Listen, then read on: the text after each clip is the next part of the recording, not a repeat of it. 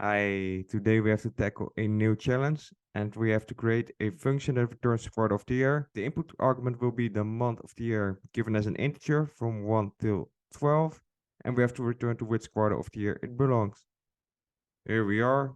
What I propose to do is to use some straightforward conditionals. So if the input, the month, is equal to or less than 3, we have to return 1, the first quarter.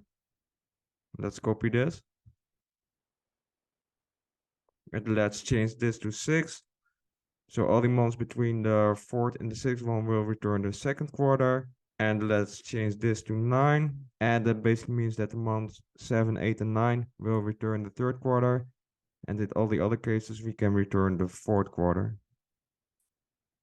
And it basically works because the interpreter executes this code from top to bottom. So it catches all the months between 1 and 3, then the months between 4 and 6, then all of them between 7 and 9, and then the rest. That basically means that you don't need to specify here if the month is equal to or more than 4, so we're like this, and the month is less than or equal to 6, then you should return the second quarter.